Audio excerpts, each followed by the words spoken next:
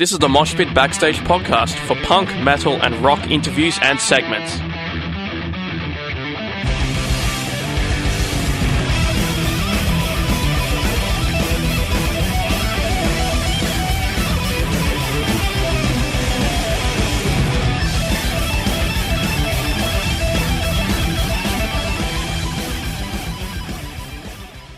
Hey everybody, this is the Demolition Man from Venom Inc. and you are listening to the Moshpit on Sin. Tony Dolan is the bassist and vocalist of Venom Inc., who are releasing their debut album, Ave, on August 11th. Tony, thank you so much for joining me. Hello, and thank you for having me. It's night time for you, and it's daytime for me. Two sides of the same planet, flip sides of the coin, but still metal brotherhood and sisterhood across the globe. That's what I love about it. So thank you for having me. You're very, very welcome. Now, I know this is the kind of thing, you've been through this a bunch of times, but just briefly, tell us a bit about how Venom Inc. came about. Well, you know, myself and Mantas were working as a band called PIRE of EVIL. We weren't really under a label as such. I was licensing product and we were just doing it all under our own steam, touring the world. And then a guy from Germany saw me play I was playing another show and I got Mantas up as a guest, and he then wrote to me afterwards, said how much he enjoyed it, said did I know Abaddon was in the audience. I said no, and then he said I was just wondering what it would be like if Abaddon had joined up and you guys had played a few Venom songs. And I laughed and said that would never happen. And then he said, yes, well, I have this festival, 2,000 people. I'd love to book you. And if Abaddon was there, would you do some songs? And I said, man, it's never going to happen. You know, Venom's a car crash. They can't stay on the bike long enough. And he said, like, no, please, just for the fans. So I called Mantas and suggested it. And he just said, no way, no. And then I contacted Abaddon, who said, yeah, sure, why not? So then I went back to Mantas and said, look, you know, this isn't about him joining PIRE of EVIL, which was technically different. This is about us playing some Venom songs for some fans and just having some fun. We don't have a label, we don't have managers, we don't have any pressure. We just go on stage, we play a bunch of songs, have a good time, that's it.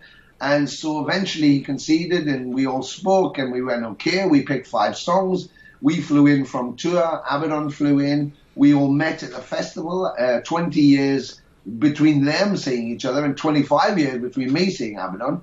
But it was like the next day we'd seen each other. We were like, yeah, okay, it's all cool, seemed quite relaxed. And then we went on stage, we played our show as Empire, and then Abaddon came on. But by the time he hit the first hi-hat stabs, we just changed. It was like something happened and we knew it was special. 2,000 people went crazy. They were singing Countess Bathory chorus so loud I couldn't hear the PA.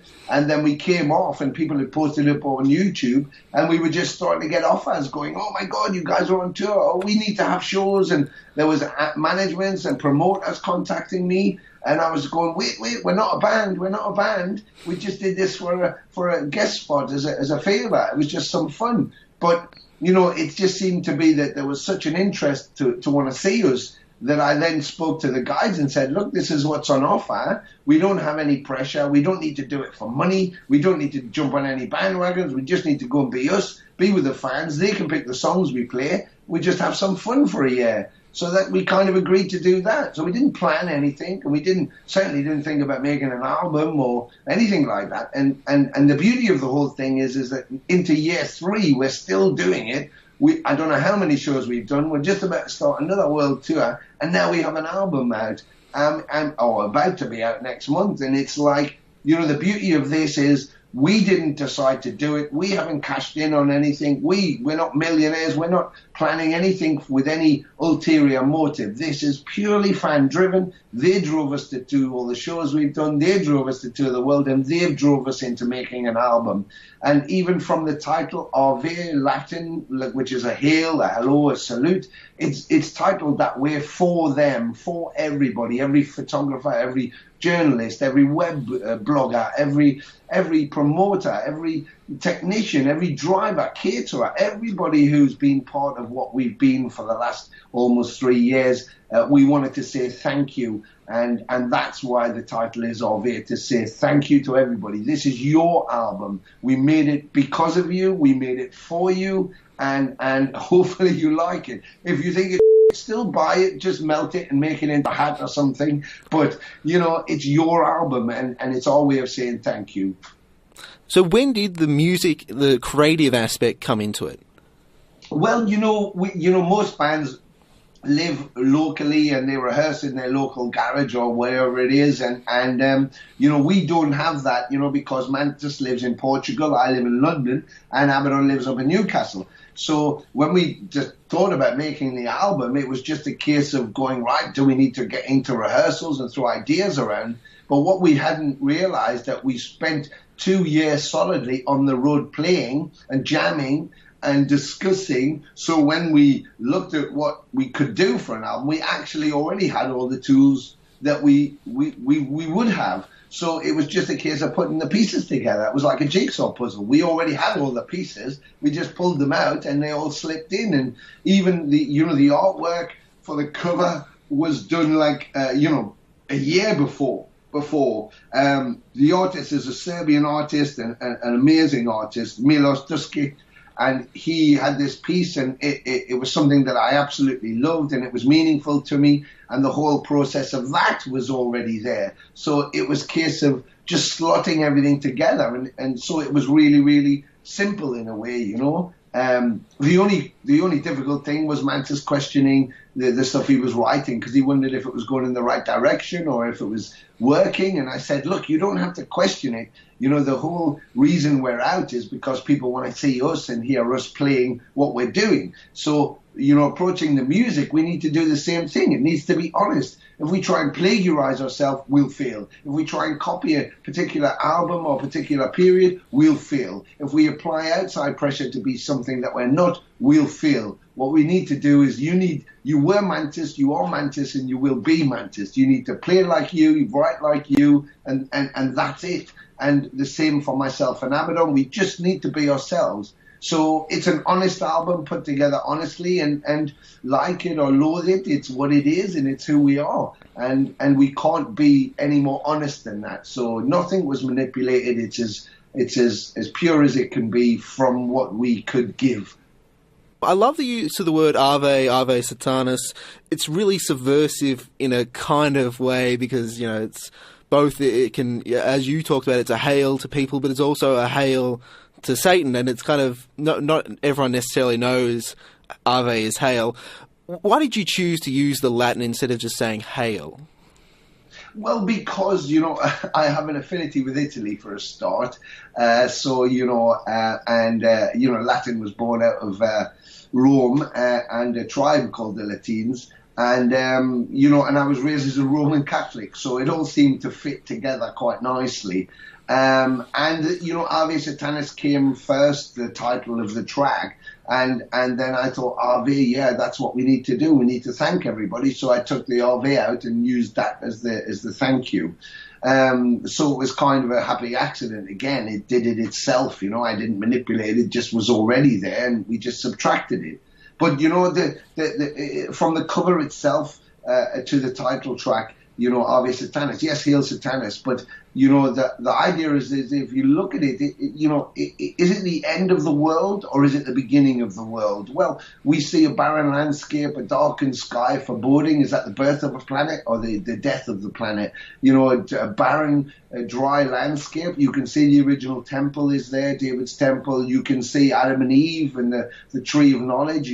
He's there with his serpents, and he has his pan, and he's a huge, gigantic, muscular, foreboding figure, but on his forehead is the Luciferian sigil,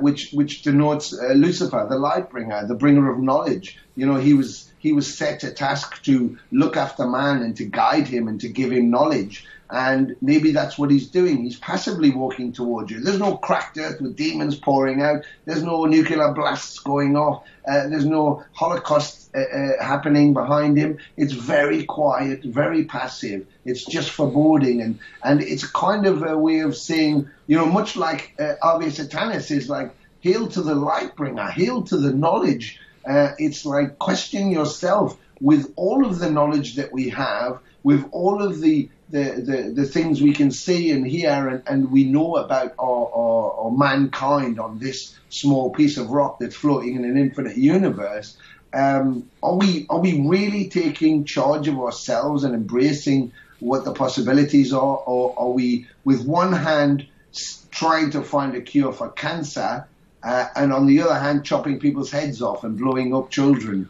You know, what the fuck is that about? So it's not to preach anything, but it's to say if Satanas is the light bringer and the knowledge bringer, then shouldn't we be hailing the knowledge? Shouldn't we be looking to what we know instead of sometimes reverting to a very primitive state where, you know, we have some guy cuts us off at a roundabout and you want to get out and shoot him to death? It's like, right, he did only just cut you off. It could have been on purpose. He might just be a knob end.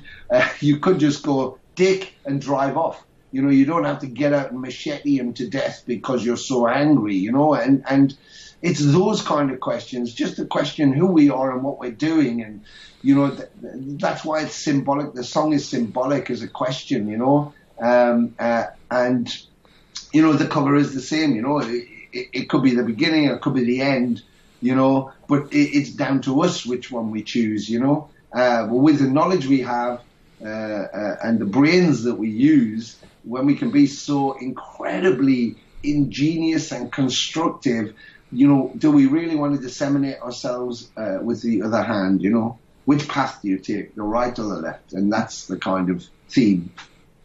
You're getting at a key detail I wanted to ask you about the album. The two animals to the left, Yes. Is that a lamb and a goat?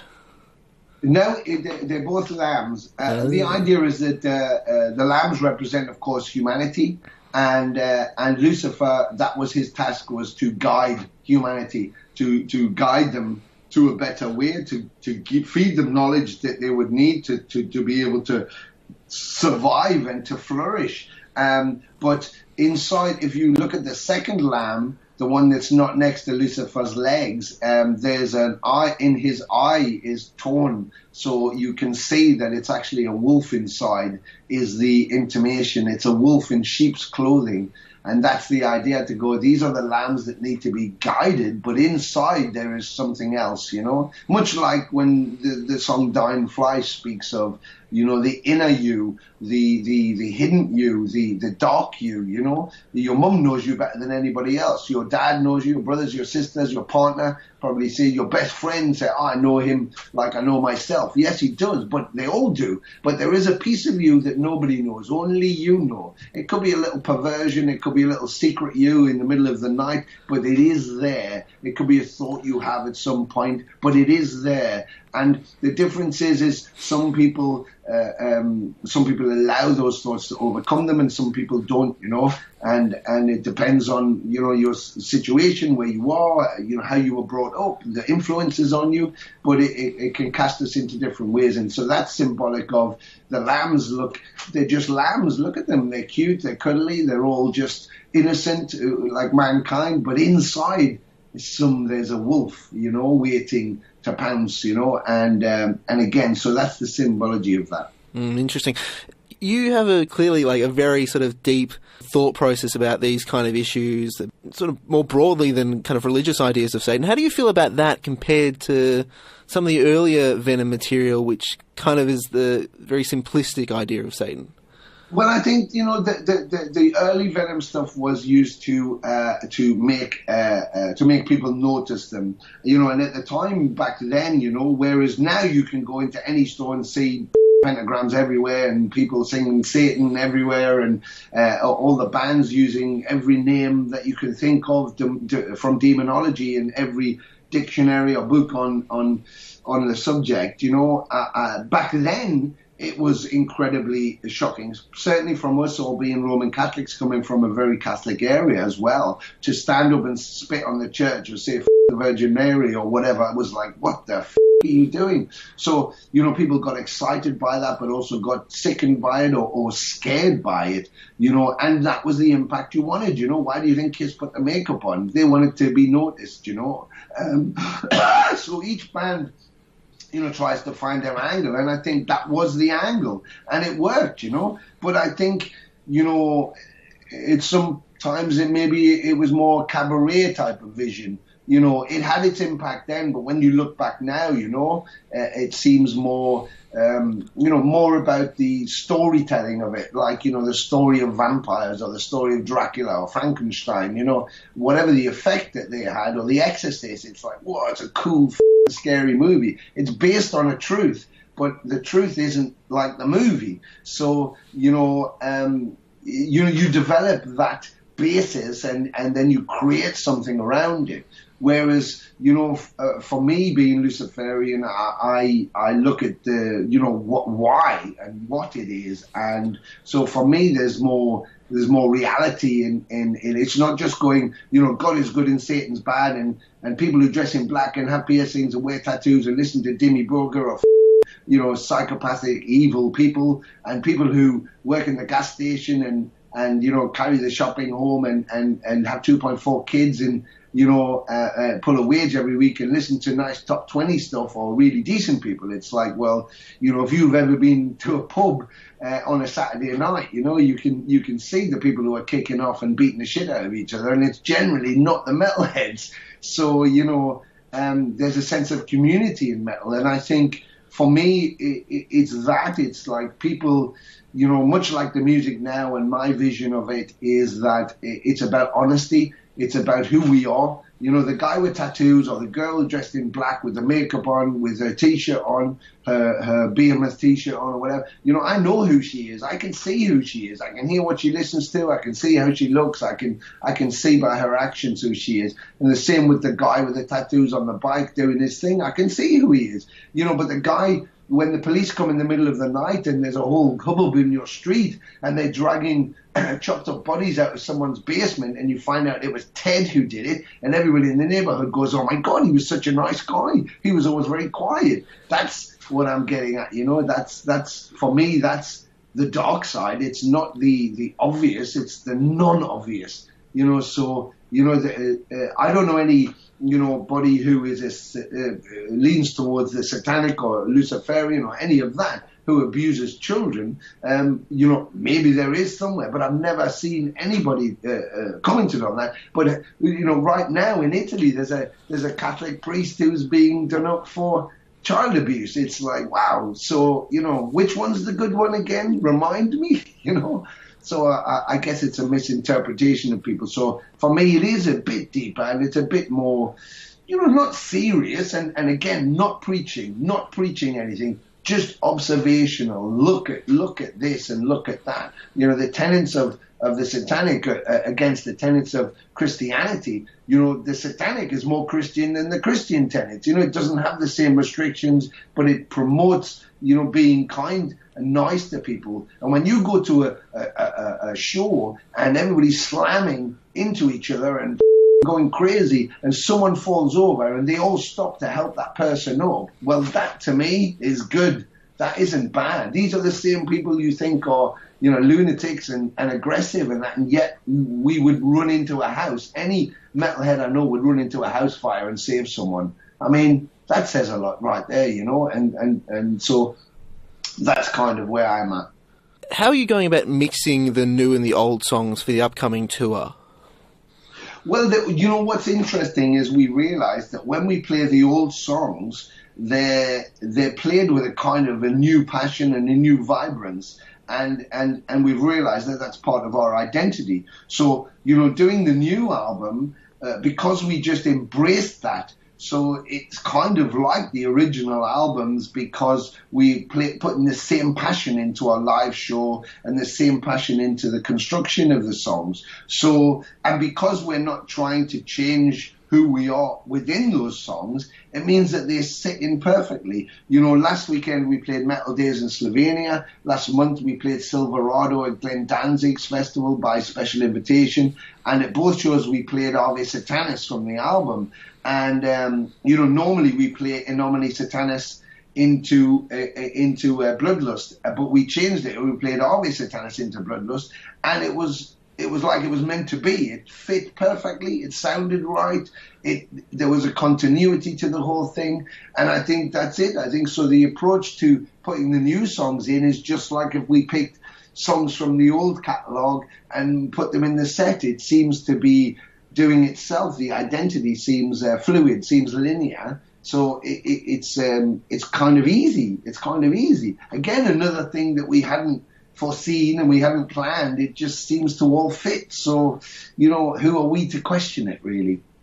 Venom Inc., their new album Ave is out on August 11th. Tony, thank you so much for joining me.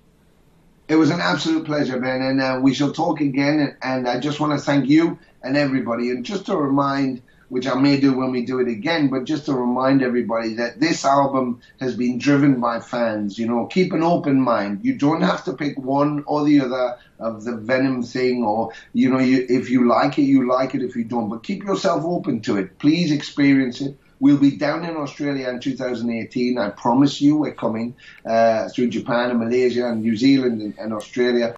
Tony was wonderful enough to give me a second chance to follow up with some other questions I had for him. It's not every day that you get to talk to one of the people involved in, you know, one of the most important bands in heavy metal history. So here is the rest of that interview, recorded 1 week later. How's your week been? Yeah, okay. You know, kind of just preparing everything because, of course, the album is out next week. So doing last minute things, and we did a festival in Sardinia last weekend. We've got Leon tomorrow, Silac we play. And the weekend before that, we were in Slovenia playing the Metal Days Festival, closing the show there.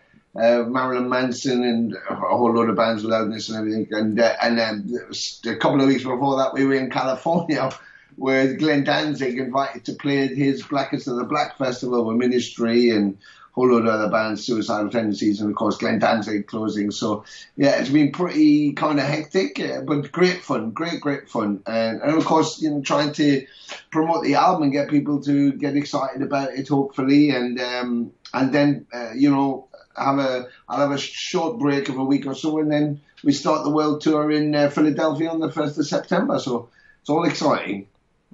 Last time we talked, you mentioned you're a Luciferian, and if it's not too personal a question, I'm just wondering what that is and what it means to you.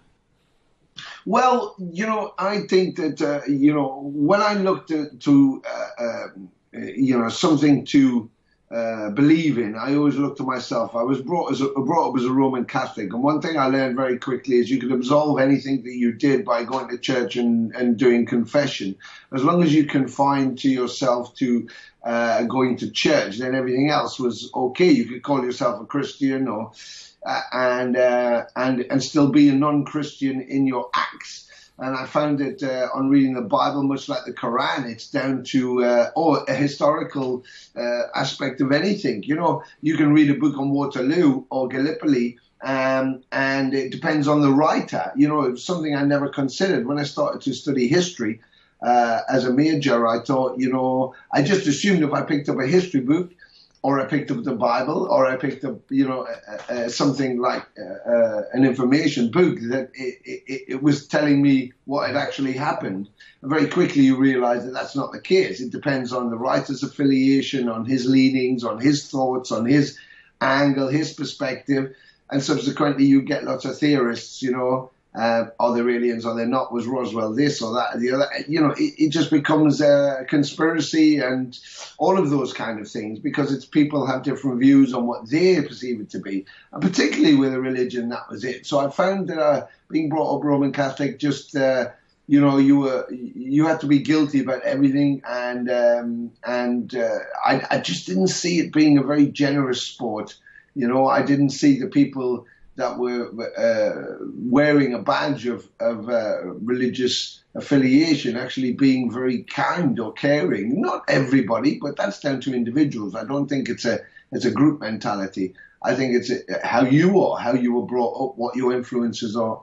So, you know, one thing I extracted was, if I had to affiliate with any religion, then I can't, because I don't associate with any. I'm responsible for what I do. I think I am good and I am bad. I am the black and I am the light. And then I thought, you know, the readings, as much stuff on the occult and everything else, just out of interest, like horror movies, watching horror movies, you know, I came to the fact that what I liked about the Lucifer the idea of Lucifer, it was a bringer of light. His guidance was to, walk the earth and to bring man knowledge and to shepherd him, to look after him. That was what the God gave him to do. And, when he questioned the God, he was cast out of heaven and made to walk the earth for eternity. Well, I figured if he's walking the earth for eternity, I'd rather he was here, looking after us and feeding us knowledge than not being here.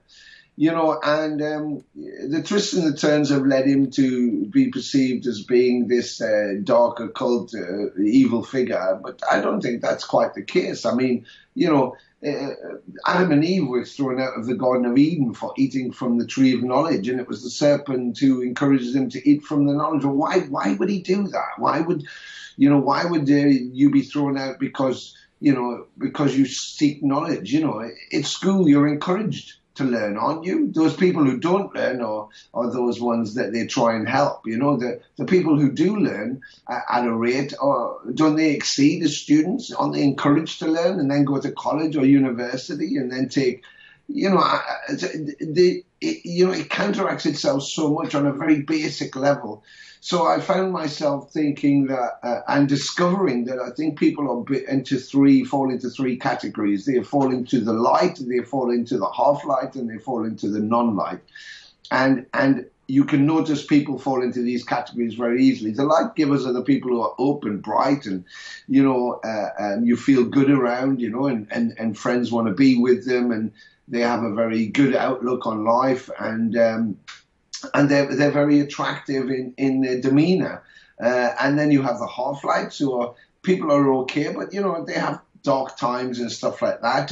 But they mainly hang about with people like light, because those extra light bringers, the full light bringers, they kind of top them up and make them feel good where they feel a little down, and those are the people who they go to for encouragement. And then you have the non-lights, and those people just drain you because they don't have any light. So they spend all of their time draining other people's lights to feed themselves, and that's bad relationships and friendships and negative people. They're the people who drain off you. Trolls on the internet, people who spend their time just endlessly online, slagging everything off. They're the people who they don't have any light and they want light, so they feed off everybody's light. So they take little bits and pieces, so they're never quite filling themselves. They're just they're satiating a moment for a bit, but they're using you as the way to do that. So I guess for me, that's my Luciferian. That is a bringer of light, a bringer of knowledge. I try and if people come to me and talk to me, I try and expose them to the reality of who they are, not the reality of life. We know what life is. We can see it everywhere, and it's each one has their own perception. But some people need to realize who they are in order to improve themselves. So for me, it's about bringing them that light, showing them whether they're full light, half light, or non-light, and then encouraging them to better themselves by the knowledge of themselves. We dealt, last time we spoke, I talked about that with the album, and that's the idea, to deal with it yourself, but you can only deal with it if you truly know who you are, truly accept who you are, with like Dying Flies with the dark bits inside, like the album cover, he's coming towards you. He's just showing you, he's not charging at you on a horse with a pitchfork. He's not coming up from hell to grab your ankle and pull you in. He's not signaling you could go up there or down there. He's not doing anything. He's just coming towards you, basically with a picture. If someone turned up with a picture of your future, and showed you the picture, that's not finite, but that does show you there's an option. This could be where you end up. It's up to you and the choices you make. And a lot of people get confused at what choices they can make, and they're unsure about those choices. And I think by discovering first which one of the three categories you fall into, then you can explore that. If you're half, if you're none, if you're full light, then you can see your own parameters and hopefully make yourself a better person, and then your world around you becomes better. That's very interesting. I appreciate you sharing that with me, because that's the first sort of conversation I've kind of had, or not conversation, listening to someone sort of expound upon those kind of ideas. I really appreciate that. Well, it's a very personal thing, Ben, and it's not about preaching or anything else. That's how I feel about it. Maybe someone else feels a bit different, but that's, again, the individuality of us all is what makes us interesting. If we were all homogenized, we were all the same. It'd be like Stepford Wives. It's like, what's the point? What's brilliant about it is that we all see things slightly different. We smell things, taste things, colors, everything is different for each one of us. And so, you have to find your own way. But that's how I embrace it, and that's what I see. Light brings us energy. You have light in your house. The sun comes out and gives us light. We feed off light. The reason we're actually alive is because of the sunlight. So, the combination of chemicals and everything else. But without the sunlight, everything dies, as we know. So the universe is full of light. We look up into the night sky, you see light everywhere. So it feeds us. That energy, the electrical energy we have inside it is a light generated source. And so, it is part of us. So that's how I see it anyway. You played a lot of shows over the past few years.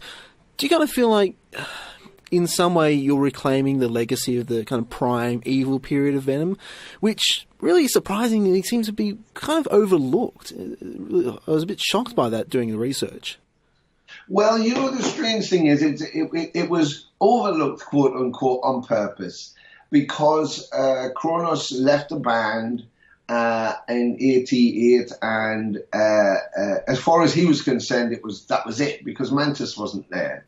However, Abaddon wanted to continue. There was a deal, and I was integral to getting Mantas back in, and I said myself that I didn't see it as being a Venom if it didn't have more than 2 members in it. So it had to have Mantas there, otherwise it wasn't, I didn't perceive it as being that. So you could have Abaddon, Kronos, or Mantas, Kronos, or Mantas Abaddon. To me, but at least 2 out of the 3 made it viable.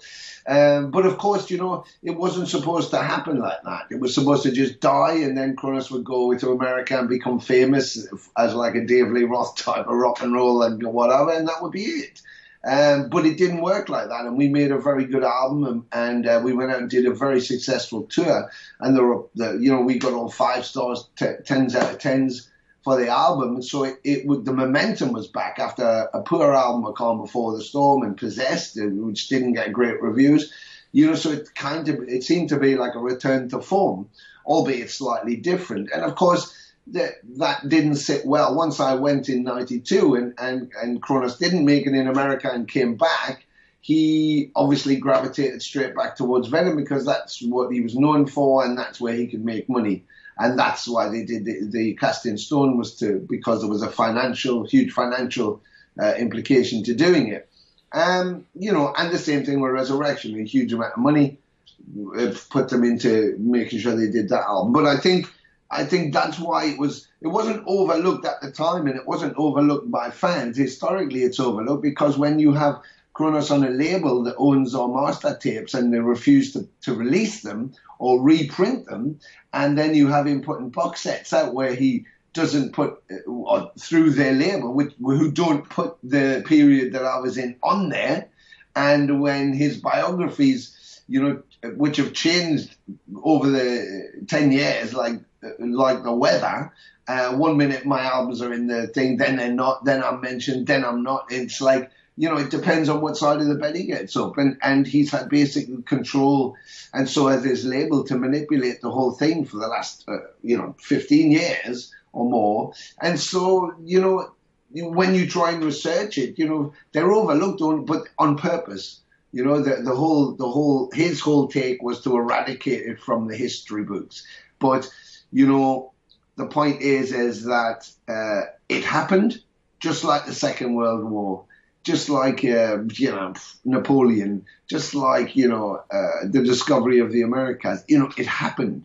You cannot change history. You can ignore it. You can call it what you like. You can try and do everything you want. And he's tried to disseminate it over the years at every opportunity.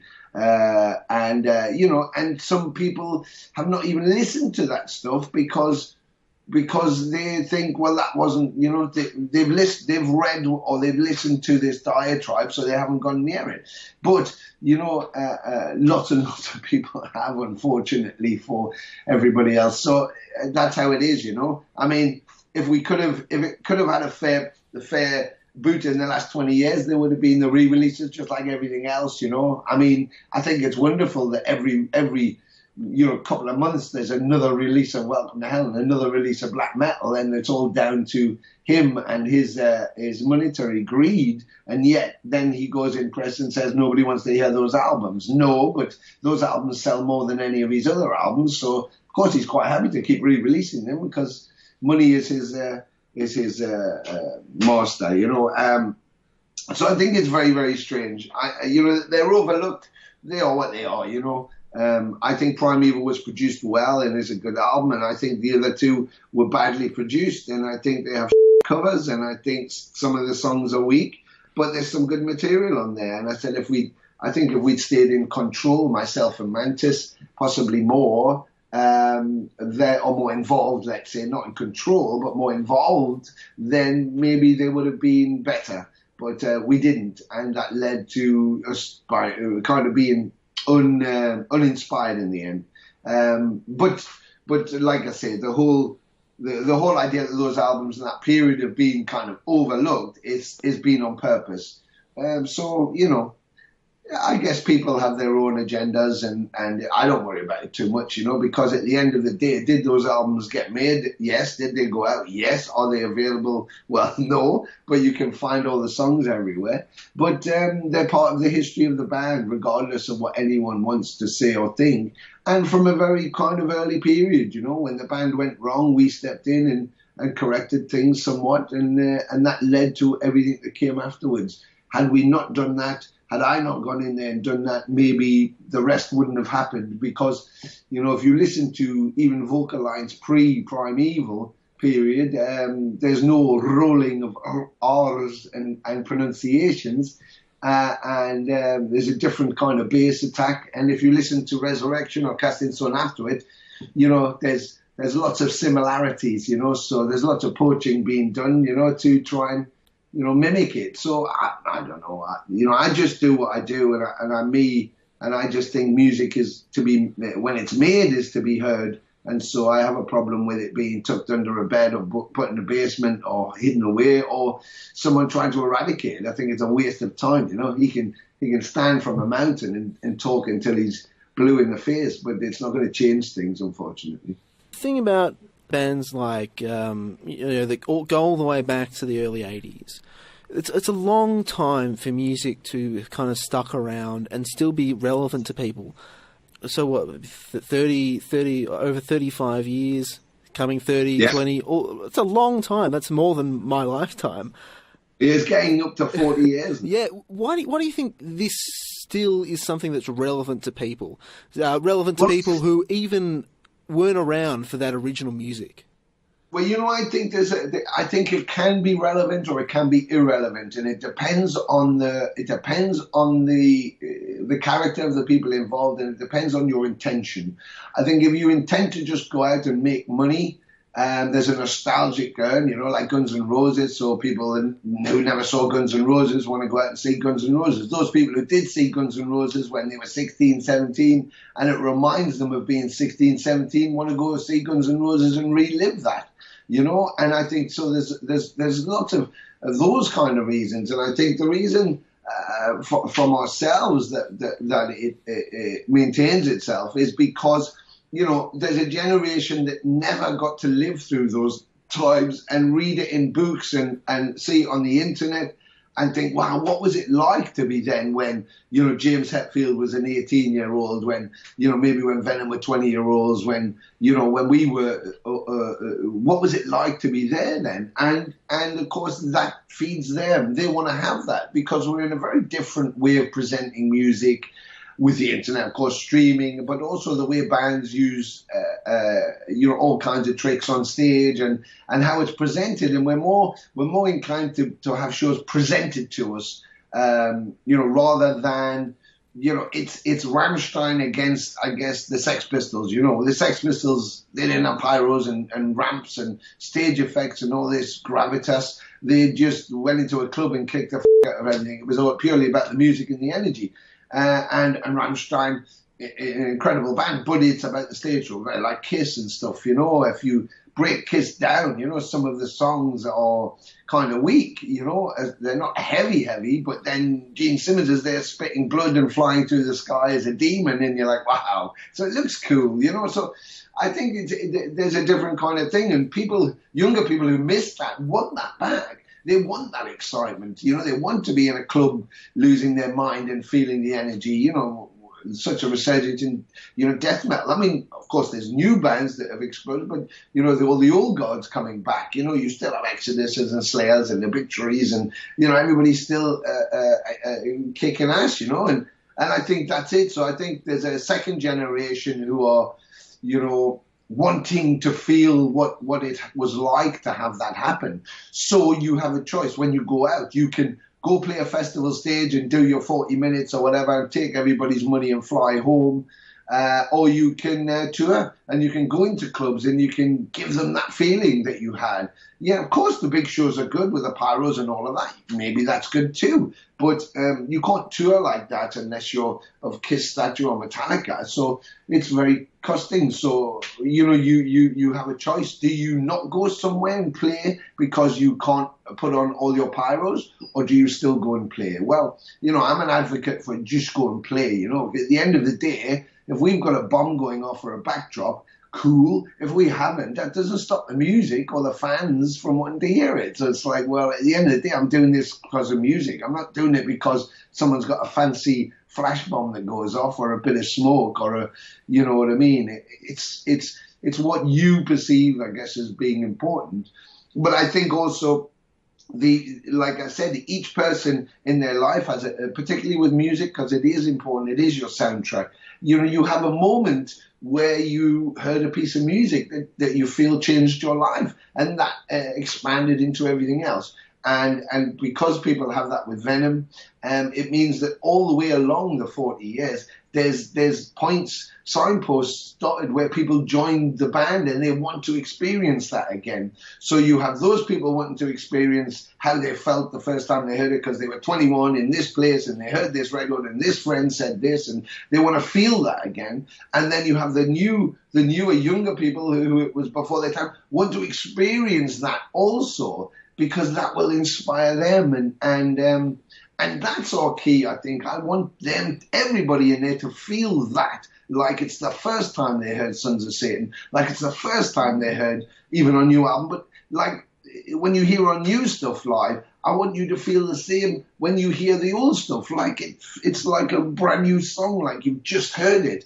The energy should be there, the intent should be there, the power should be there. Not just playing them as a medley, like we're not ABBA, and it's like, hang on, it might be cool to walk on stage and think you're Mick Jagger, but you're not the Rolling Stones, that's a rock and roll band. This is heavy metal. It certainly is. It's a kind of forerunner to extreme. So surely the energy, if you say the word extreme, Ben, just say the word extreme. Extreme. I mean, the energy's in there, isn't it? Yeah. You can feel it when you say extreme. It doesn't, they call it extreme sports. They don't call walking to the shop an extreme sport. Why? Because you just walk into the shop. But jumping off a mountain with a handkerchief as a parachute, that's an extreme sport. Why? Because you could die. So there's an element of danger and excitement in there. So when they say extreme music, and these are the godfathers of extreme music, I don't want to go and see something that's like just watching a sitcom or a cabaret or some kind of watered down version. I want to feel excited by it. So that's where I'm at with the music. But that's what I think is translating to everybody across the board. Let's go back a bit. Like, when did you first start becoming a musician? Like learning bass, singing? How did that all come about? Well, my sister had an acoustic guitar and ended up with only 3 strings on it, and I kind of never really thought about it until I came back from Canada and I walked into punk rock, and then I just fell in love with that, particularly bands like the Ruts, Angelic Upstarts, Magazine, Killing Joke, the Dickies, of course, it just really, really hit me hard, and I just got really into it. And then, I went to see so many punk bands, local bands, and every band I could see, from SLF to the UK Subs to, everybody, Blondie, just every band I could see, I went to see, and it just inspired me. Once I started getting the rougher stuff, I started thinking, well, I kind of like that energy, and I'd like to take that one step further. So I used to, my sister's acoustic guitar, which she never played, I used to take it out and try and play things on it. No idea what I was doing, but just put records on and just sit there with a guitar and try and play along. And then a friend of mine who we grew up together, suggested that we were walking up actually into Newcastle one summer. We started making up lyrics to a song, and then we went and did our thing in town for the afternoon. And then when we were walking home, we started that song, and we started doing it again. And instead of going separate ways, we went to his house and we wrote the lyrics down. And his brother had a bass guitar one and a copy, both copies of guitar. So we got those 2 out, and then we pretended we were writing a song. We thought we were, and we just started just playing along, and very quickly it became something we did every Saturday. And then he decided he wanted to play the drums. Had a bit of insurance money coming through, so when he was 16, so he got his mum and dad to buy him a basic drum kit. And then I played guitar. I started to play 1 finger, then 2 fingers, and then it just grew from there. And we put a band together from school, which was a punk band, and I sang because I guess nobody else wanted to. A couple of people sang, we did covers, a couple of people sang like Undertones or whatever, the songs that they liked, or Devo, but for the mainstay, I just sang everything just because I said, well, I'll sing it, and we did a show when we became Attencraft. We did a show, we had a bass player, and the first show we did, his mum and dad came to see, and then after the show, his mum and dad said, right, you're not doing that anymore. We want you to be a lawyer, and you're going to, from college. We were at art college. You're going to go on to university and blah blah blah. And so he said, I have to leave, and I said, okay, no problem. Well, I was only playing predominantly the first 2 strings on the guitar as the rhythm, so I thought, it. So I just took the bass and thought, well, I'm dropping a string. It's much easier. So I did bass vocals, and that was it. From then on, that was it. And I just fell in love with it. I fell in love with it. I guess sort of kind of seeing Lemmy perform for the first time just blew my mind, and I realized, wow, you can do that with that instrument, and that was it for me. I never looked back. Correct me if I'm kind of mischaracterizing it, but it sounds to me like you've kind of, Adamcraft has a bit more of a punk feel than Venom did. How have you kind of moved along towards a kind of more metal direction? Well, the thing is that we began as kind of a punk act, and then the drummer was very, he was into AC/DC and Saxon eventually, and Thin Lizzy he was into, and so, and I was on the other end, and he kind of introduced me to it. But I think the discovery of Motorhead changed everything, because I thought, Motorhead, wow, how can you get that kind of power? And then like Sabbath after that, I thought, that's really heavy. And yet, the franticness of punk, which was frantic, was unbridled passion, and the power of those bands in the sound, and kind of that's what inspired me to try and look for that. So we did that. That's what we did when we were down to 3 people. That's how we attacked it. As loud as we could, as heavy as we could, as fast as we could. Or when we were slow. So, trying to really get all of that excitement into it. And some of the stuff just came out punky because that's my nature, Making that transition to Venom was easy, and it's why I was like, of course we were friends and I knew the guys for a long, long time, but it's one of the aspects I liked about them. And now in hindsight, they all say, yeah, well, we were kind of punks and we had long hair and blah, blah, blah. It's like, right, well, they weren't punks. None of them liked punk rock. None of them went to punk rock shows. They were, punk happened, of course, and I'm sure there was things within there they might have liked, but they certainly weren't punks. But they were very much metal, and much like Motorhead, who were playing punk shows, they didn't go out to play to punks, but punks associated to the sound, the gravitas of the music. And the same thing happened with Venom. Punks were drawn to that in the same feeling that they went to punk, because it wasn't controlled, it wasn't corporate, it wasn't smooth and polished, and it was just aggressive and chaotic, and that was the beauty of punk, and that first album Venom had, they only had 3 days to record it, blah, blah, blah, blah, blah. They didn't know what they were doing, and it was all a bit like happy mashy. But because of all of those things, because of that, chaos, you got that album. So that's why it's out of time, and it's not polished, and it's not overproduced, and it's very raw. But that's why, because it just happened. And sometimes that's what the beautiful moments are. And because of that, I think it spoke to me as well as lots of other people who were kind of doing the crossover and felt, there was a link between the two. Where was that link? And Venom was certainly one of the links. And in a non-satanic way, we were doing our thing, and it was very, it spoke to me on the same level as what I was doing. So for me, it was fine. It was fine. It was like it was a destined thing, and maybe because we were out of the same area, I don't know, or maybe the same mindset, So when I then stepped over into the band, it was just like being in my own band. Originally, it's just I was singing about different themes than I had been, Your other band, Empire of Evil, that you started with Mantas. Now that you're in another band with Mantas and Abaddon, where does Empire of Evil stand?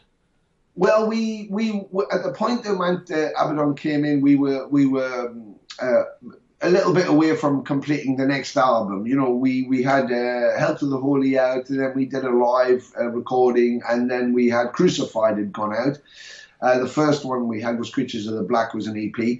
And so we had Crucified, and we were close to getting on major deal with Crucified, but we lost out. So we were just continuing our tour, and we'd written the new album, because Crucified was I poached Venom songs from my period that I felt that could have done with a better production and probably were not performed as well as I'd envisaged them. So we got an opportunity to revisit, and they came out incredible. So I was so happy with it, and that inspired us to do the new album. So I think we had bass and vocals left to put down and some lyrics to complete. And then we put it on a hiatus while we did the thing with Abaddon. And we thought that we'd come back to that in a year's time or a little roundabout then. But it just hadn't happened. We've been so busy, we've never got a chance to go back. So what I've actually done now is we plotted in several weeks, 2 weeks before and 2 weeks after Christmas, where I will go to Portugal, and me and Mantas will complete the album, put all the bass down, put all the vocals down, finish off lyrics and any bits and pieces. And then we'll have that ready, and we want to try and then put it out in the summer. Whether we can then play some shows, we're not sure yet. I mean, ideally we'd like to, but we just have to see what the schedule for Venom Inc. is yet and go from there. But certainly Empire is definitely, because it's very different. I mean, we just played in Sardinia, and you could be forgiven to think, like, well, hang on, you got Mantas and the Demolition Man there, Mantas and the Demolition Man there, maybe two different drummers, but what's the difference? They're going to be the same kind of songs with the same voices and the same everything. But we just played a festival in Sardinia the weekend, and the promoter, someone who's worked with us many times with Empire of Evil, and it was the first time he'd done with Venom Inc. And one of the things he said to me going back to the hotel was, now I get it. He said, man, that is definitely not Empire of Evil. They're two totally different things. And I said, exactly. But, until you actually hear it sonically, I guess, people make up their own sort of stories, really, And so, but yes, definitely there'll be an album finished off. The Unleashed album will be ready to go out in the summer. Excellent. I look forward to that. Tony, I cannot tell you how grateful I am for giving me all this time. As a fan, I really appreciate it. It's been really delightful. Pleasure, absolute pleasure. I'm glad we got to finish it off. And we shall see you very soon. I promise 2018 we shall be on your front door. So tell your mum to put the kettle on and get the bacon sandwiches ready. I shall do. Thank you so much, Tony.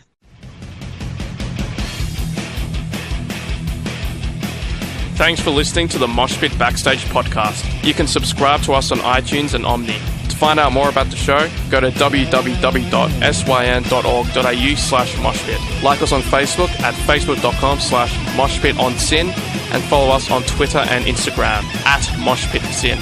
The regular Moshpit radio show broadcasts punk, rock and metal tunes and interviews every Thursday nights on Sin 9.7 on FM and digital radios. Listeners outside of Melbourne, Australia can stream Sin 9.7 online at www.syn.org.au. Thanks to Vintage Ruin for the music. Hi, this is Tomato from Flash Gun Apocalypse. Hi, I'm Enid from Girls Go. I am Phoebe Pinnock from Heaven the Axe. Hey, this is Gary Oldmead of the Misfits. Hey, this is Kat Sproul from Horizon's Edge, and you're listening to the Moshpit on Sin FM.